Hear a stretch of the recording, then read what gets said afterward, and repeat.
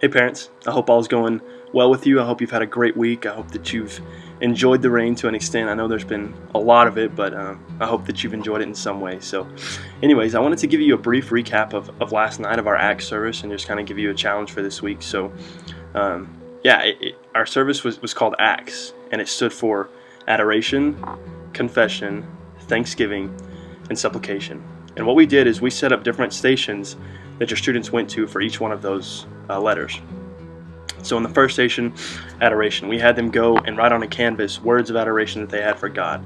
And some of the things that showed up were Comforter, Prince of Peace, Love, King of Kings, Lord of Lords, stuff like that. And so then they went to confession. And what we did is we had them write on a balloon their confession, whatever they needed to get rid of, and we went outside and we let it go, symbolizing that they were free from that, and they have been set free and they have been forgiven, because that's what 1 John 1:9 tells us.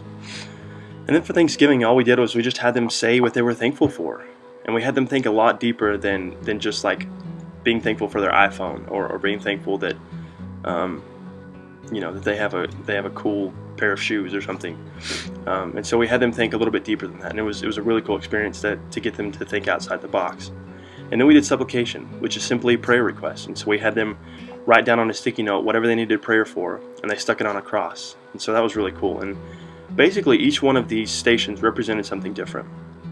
And so with adoration, it was simply, hey, adoring God is about remembering who He is, that He is a perfect God and that He is holy.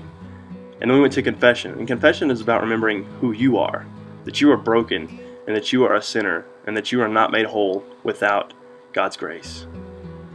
And then thanksgiving.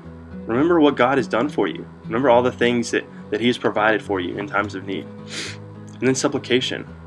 Remember what God can do, that He is the King of Kings and He is the Lord of Lords, and He can answer your prayer requests, and He will, but in His time. And it may not be the answer that they're looking for, but He will answer it. And so Acts is just a great model for your students to use when they pray. Start off by adoring God, and then confess to Him the things that you need to tell Him. Because it doesn't make sense for you to confess all your sins to a God who you don't believe is holy and perfect. And then once you confess, you thank Him for Jesus and for the grace that He's given you and the mercy that He's poured out on you, so that one day you can spend an eternity with Him in paradise. Thank Him for that. And then supplication. God, here's what I need. Here's what I'm struggling with. Here's what I'm dealing with. And I need you right now.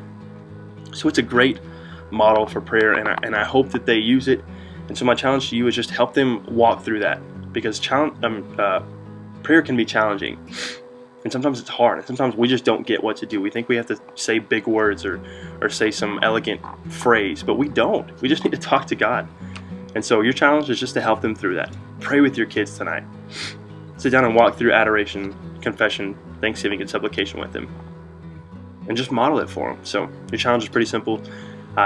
Just pray with your kids tonight and see how they respond. I think it's going to go well. So anyways, I hope you have a great week. The tech game is tonight, so wreck them, and we'll see you guys later.